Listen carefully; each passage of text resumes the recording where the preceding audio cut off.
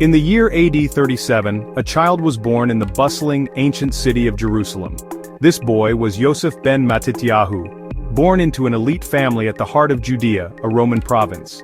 Jerusalem sat at the crossroads of faith and empire, simmering with spiritual fervor and political tension. His family lineage joined priestly duties and Hasmonean royal blood, a tapestry of privilege. His father, Matthias, was of the Jehoiarib priestly order. His mother descended from the Hasmoneans. Joseph grew up privileged, with an older brother also named Matthias and a life of rigorous study expected of him. He was a prodigy. By 14, priests and leading men consulted him on the law. He studied the Torah and spent time with the Pharisees, the Sadducees, and the Essenes to understand Jewish thought. As a teen, he journeyed and even lived as an ascetic with Bannus, a period that shaped his spiritual outlook. Decades of Roman misrule, heavy taxation and religious insensitivity pushed Judea toward revolt. Under Emperor Nero, the tensions exploded in AD 66. The First Jewish-Roman War began. Despite little military experience, the 29-year-old Joseph was made commander and governor of Galilee. Galilee was divided, factions, rival leaders and citizens unsure whether to stand with the rebellion. Joseph moved to raise and train forces, fortify towns like Tiberias and Sepphoris, and prepare for Rome. He trained fighters in Roman-style discipline and claimed to have raised vast numbers for defense. Rival leaders such as John of Gischala rejected Joseph as an aristocratic outsider, tearing the rebellion inward.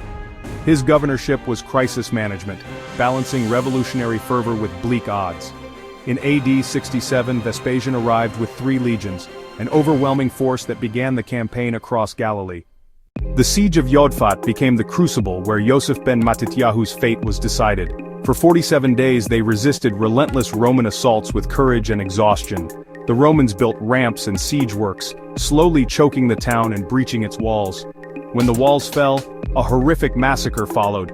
Men, women and children shown no mercy.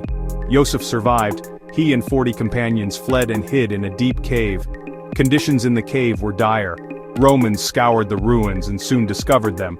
Facing certain death, the men forced a suicide pact and drew lots, a grim lottery of fate. Joseph later claimed he manipulated the lots, leaving himself and one other as the last 2. Instead of dying, he persuaded the other to surrender. He walked out a prisoner, not a martyr, and many called him a coward and a traitor. Brought before Vespasian, Joseph did something unexpected. He spoke as if a prophet. He declared that Vespasian and later Titus would become emperors of Rome. With Nero still emperor, such a claim could be treasonous. Yet Vespasian was intrigued. Vespasian spared Joseph and kept him as a curious prisoner while politics in Rome shifted. In AD 68, Nero fell. Rome plunged into civil war, the year of the 4 emperors. In AD 69, Eastern legions proclaimed Vespasian emperor. His rise made Joseph's prophecy come true.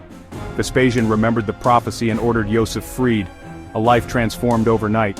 He was granted Roman citizenship and took the family name of his patrons, Flavius Josephus.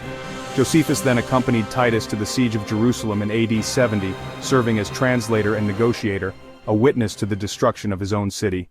After the war, Josephus settled in Rome under Flavian patronage, living in comfort but burdened by memory. There he became a historian, composing The Jewish War, a 7-volume account, and later Antiquities of the Jews. His works aimed at Greco-Roman readers, part history, part defense of his conduct, and part imperial flattery. They praise Vespasian and Titus, yet carry deep sorrow for the destruction of Jerusalem and admiration for many Jewish fighters. Josephus lived contradictions: priest and warrior, rebel and Roman citizen, a Jew writing for his conquerors. To some he was a traitor, to others a pragmatic chronicler whose records are invaluable. Without Josephus, our knowledge of that pivotal era would be sparse, his voice imperfect, but often the only one we have.